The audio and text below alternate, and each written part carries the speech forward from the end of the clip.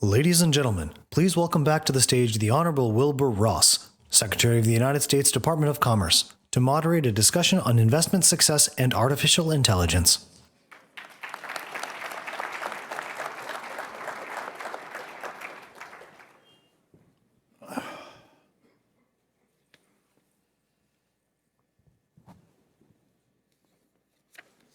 Well, thank you for joining us for this discussion with Chad Holliday. He's chairman of the board of Royal Dutch Shell.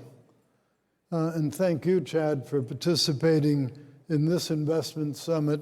And especially, I thank you for your company's commitment to the United States. Thank you. Before we begin our discussion, let me say that Chad is the only person I know who has served as chairman of 3 major unrelated companies. Now, Shell, but before that, DuPont, and also Bank of America. So that's an incredible diversity of experience for one person. And it's something that I will ask you about in our conversation. Chad was originally native of Nashville, Tennessee. Well, and now he resides much of the time in the Netherlands because that's where Shell is based. So he was also chairman of the U.S. Council on Competitiveness, and he remains on its executive committee. And he's also chairman of the Business Roundtable's Task Force for Environment, Technology, and the Environment. As is the case with many such distinguished people, I could go through a long list of the organizations he has either helped to create, such as the International Business Council, or helped lead, such as Duke University's Nicholas Institute for Environmental Policy Solutions. But before we start, I noted that Shell Chemicals has chosen to build one of the world's largest ethane crackers on the banks of the Ohio River in Potter Township, Pennsylvania. There are currently 3,000 workers, and Chad told me just before this, 101 cranes building the facility 30 miles northwest of Pittsburgh on a 364-acre site that was once an old zinc smelter. Once completed, the plant will have about 600 permanent workers and will be among the largest employers in that part of the state. The cracker will convert liquid natural gas into polyethylene for use in a wide range of products, from automotive components to sports equipment to furniture to God knows what else. So there's a lot to talk about, but I know that you want to start off with a question on me. Chad's good at turning the tables on people. So I'm ready if you are, Chad. Mr. Secretary, thank you very much for having us today. As I look back at your distinguished career before the current role, you took companies that were having trouble and you gave them a second chance on life. Where other people saw failure, you saw opportunity. How would you translate that experience to the investors here today trying to make a decision about investing in the United States? Well, I think a couple of things. We're all a product of our own experience, but I think we have to not just dwell on experience, we've got to be alert to changes in the situation from what we've been used to. And I think that's particularly true when you're going into a new country. My old firm, we operated in quite a few countries, and one of the decisions I made early on was to staff all of our local offices totally with local nationals, because I didn't want it to be particularly in our activity, because turning companies around has some complications. There's never quite enough to go around. Somebody's always a little bit disappointed with the recoveries that they get. So I felt it was very important not to come on as sharp-elbowed Americans in other people's countries.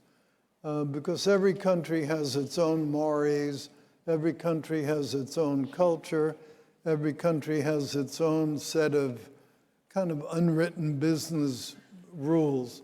And so I think that's an important thing to get into when you move to a new country. The other thing is, same thing you would do in your own country, be alert to change, because the chances are something in your original assumptions will prove to be wrong. And so to me, the real question is not that, just figuring out which it will be and how do you cope with it and how do you learn about it quickly enough to deal with it before it hurts you. In effect, someone this morning gave me a good saying: you have to watch out for predictable surprises. And that's a good term for that phenomenon. So those are the advices that I would give to folks. Thank you. Thank you. Thank you for a softball question. Okay. I'll try to give you some harder ones as we go. Your decision to put this facility where you decided to put it, when you had the whole world as a potential locale for your facility, could you help us understand what were some of the key factors in locating it where you decided to do so? This is, you think of Shell as an energy company, and we are, but we are also a major chemicals company where we can get competitive advantage in how we produce. We looked at the fundamentals here, and we saw trapped natural gas that was going to be hard to get out of the region, that would give you a fundamentally low-cost position. We looked at the customers for polyethylene, and we found that 70% of the customers were within a 700-mile radius of this facility just outside of Pittsburgh. All of our competition was fundamentally around the Gulf Coast. And so we saw a way we could supply customers next day if needed. So we say, how can you not have us in your supply chain if we can give you next day service no one else can? With the cost advantage, it was the right place to go at the right time, but a major development. I think, Mr. Secretary, if I could put this decision in perspective, it's probably the toughest I've had in my business career, because it was made in 2016. In February of 2016, Shell had just closed on buying the BG Group for $60 billion. You don't have that in your capital plan when you have an opportunity like that. Oil, which had been $100 per barrel for 3 years in a row, was now $48 per barrel. We didn't know where it was going. And then in June of 16, we had to make a decision on this investment. And so it was a tough decision, but I think it was because we had confidence in the U.S. doing the right thing. If I had to go back personally, one experience, I had the honor to chair a study on the future of research universities for the national academies. As a part of rolling out the results from that study, we went to Pittsburgh. And we brought in the research universities, and we brought in the business community, we brought in government to show them our recommendations we thought was important. And I watched the reaction. And I saw universities, government, and business working together, not talking about it, but going out and doing things about it. And as I was sitting there in that summer making the decision to do this, I reflected back on, I thought the Pittsburgh community would come to help us when we needed it, and they have. Great. I think it was especially brave because you made the decision prior to President Trump being elected. So yeah, we didn't have the tax cut in economics. Right. Thank you very much. So that's just a bonus that you got. Now, the Marcellus and Utica LNG has tended to sell at lower prices than other natural gas because of transportation problems. How big a factor was that in your decision, and how much will your consumption, which will be huge, change that arithmetic? Well, we did get some pretty good long-term contracts. I don't think it's going to change it drastically, but we did have to put in a 97-mile pipeline that Shell's building ourselves. Right. So this is a long-term commitment, but with that pipeline in place, I think we'll be very competitive. Great. Well, when you were talking about next-day delivery, it made me think you're probably the only big company that does next-day delivery without using Amazon or Federal Express. And that's a pretty unique achievement. How difficult was it for Shell in a tight employment economy to find qualified construction workers and qualified permanent employees? So we're up to 5,500 people on the site today. It'll top out at about 7,000. You know, we worked very hard to be sure we were bringing in people from the local community to start with, but we have people from all across this country working on this project because of the peak demand right now.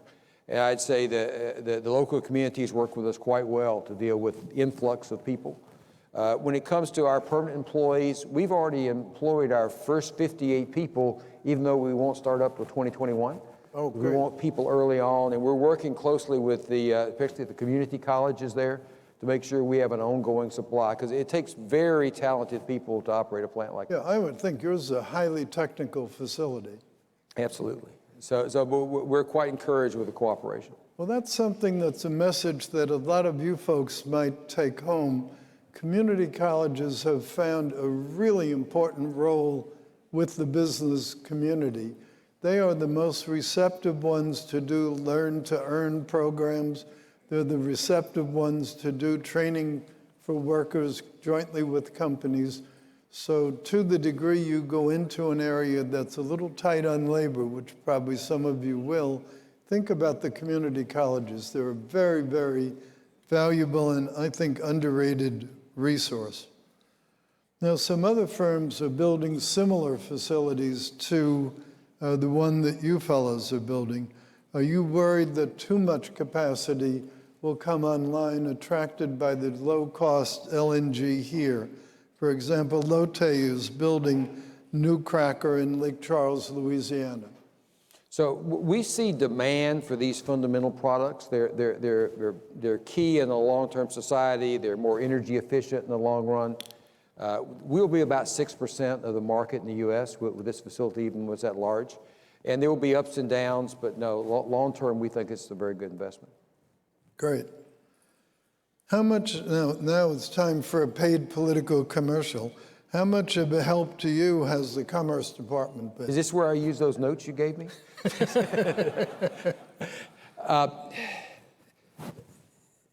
Yeah, in my previous life at DuPont, I made the statement many times, if I want to build something in Singapore or other places, I know where the national government is and I know what they'll do for me. In the U.S., I'll have a line of states, that want me. I didn't know what door to knock on in Washington. I know what door to knock on now. It's the Commerce Department.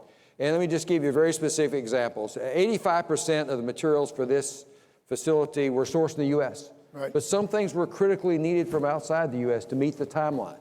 So we were able to sit down with your team and explain that. They listened. They didn't give us everything we wanted, but they gave us what we needed to get the job done, and we're sure they were listening.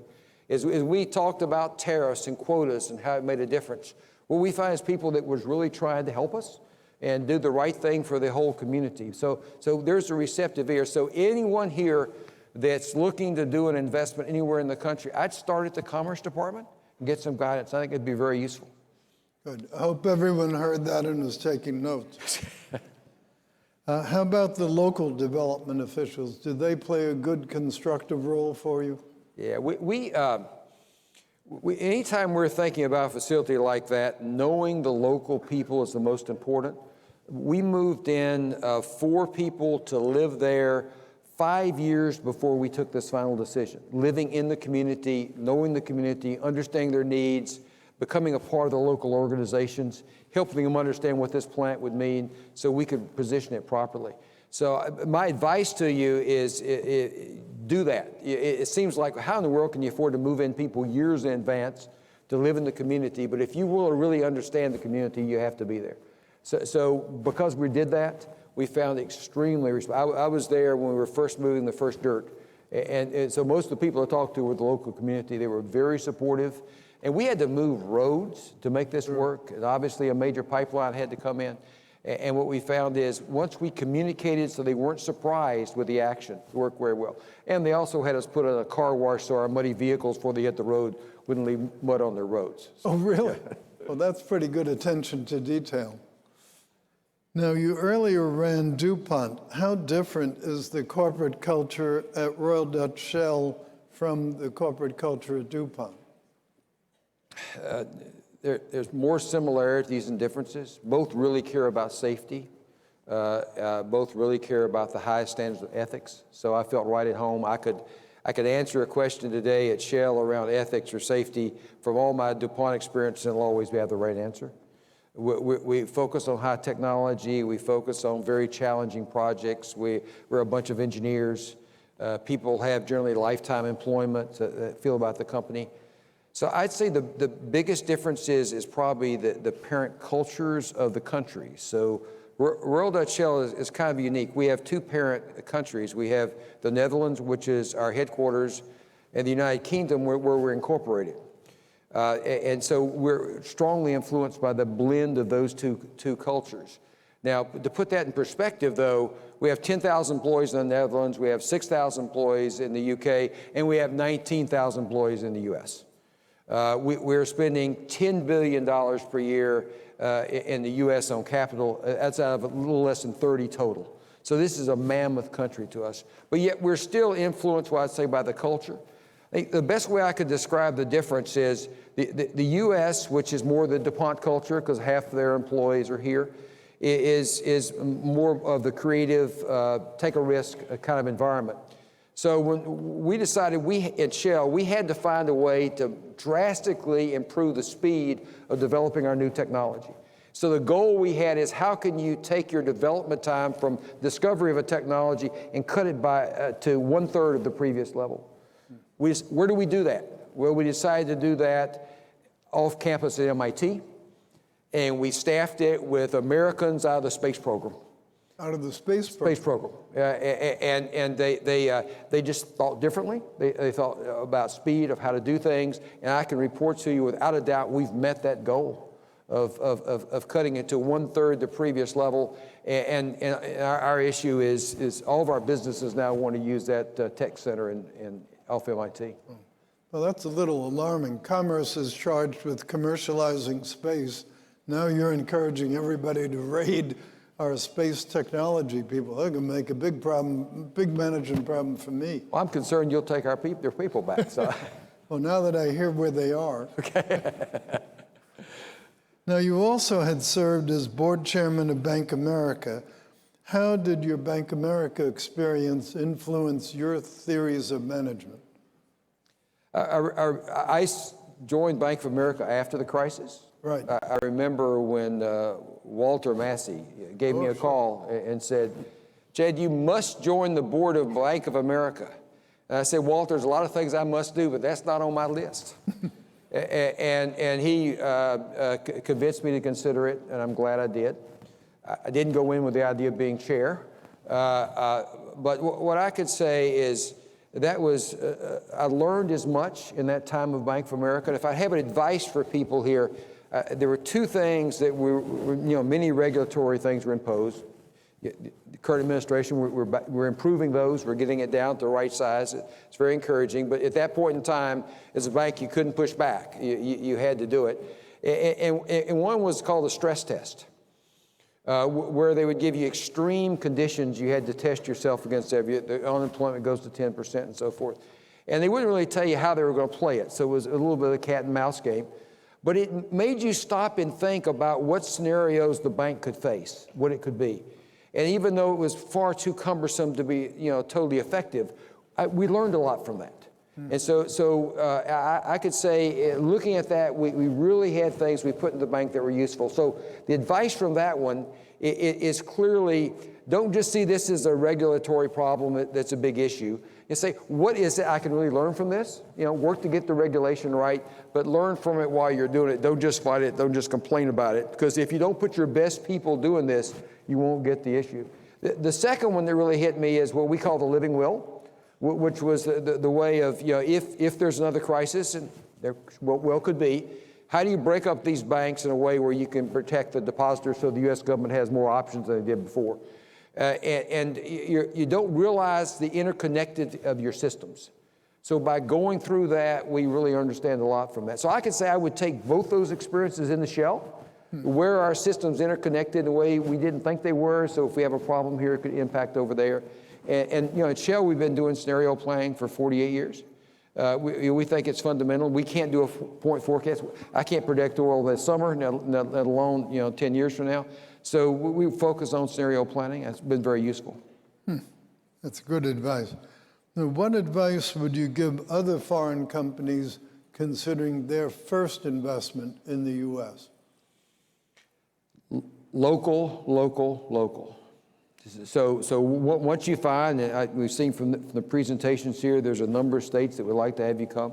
Once you find the ones that are there, you must go in and understand what they're really focused on, what's important to them.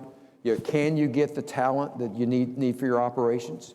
Do they like working for a foreign company? Do you present yourself as a foreign company, or do you present? So at Shell, when we come in, yeah, we're a foreign company, but we've been here 106 years.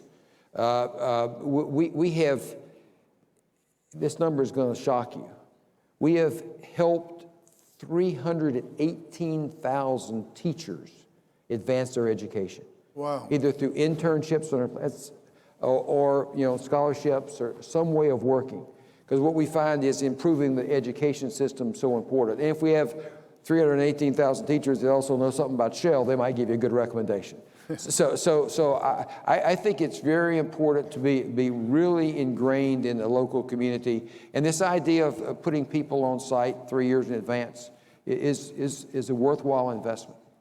Well, you're talking about in a greenfield. In a greenfield, but of course, this plant we're building in Pennsylvania it's really a brownfield. Now it was a different type of plant, but there's industrial stuff around us, and so we have to fit in that community. We can't. When I was first at the site, I saw these big tanks across the river. Well, what's in those tanks? Right. If it leaks, it will look like ours. There are fundamental questions that you have to know around the community with you. It's really critical. Great. Now, looking into the crystal ball, where do you see industry in general, maybe manufacturing and maybe chemical and oil industries in particular, in 10 or 15 years, with all we hear about artificial intelligence, automation, quantum computing, big data, all the new buzzwords about technology? How's that going to change what a company like yours is doing or companies elsewhere here are doing? I can give you just a little context. And I'm a systems engineer. And in 1988, I did my first artificial intelligence application. 1988? It was almost unrecognizable to artificial intelligence today. It worked. I didn't do another one until 2008, if that gives you a feel for how well it worked. In 2008, it was much more successful.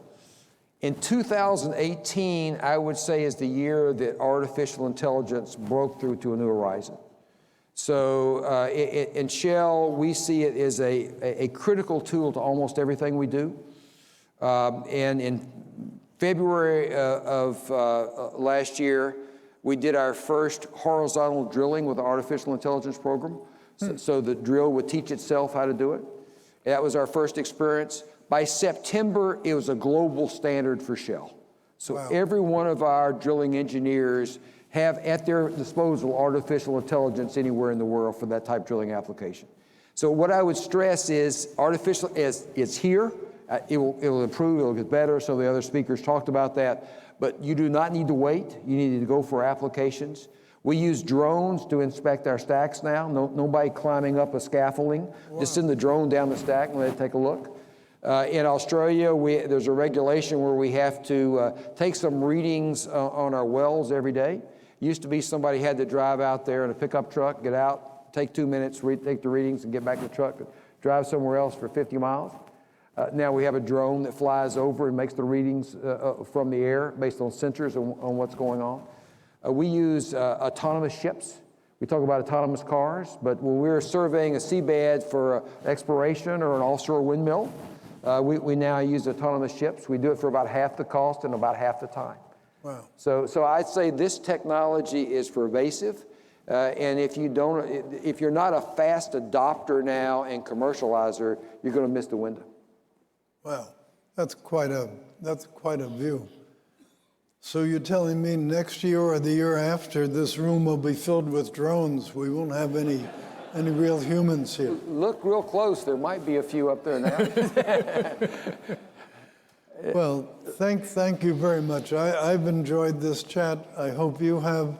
And most of all, I hope the audience has. And I hope you've gotten some useful takeaways that you can apply perhaps to your own direct personal experiences. So let's give Chad a big hand for being here today. Good to see you, my friend. Nice to see you.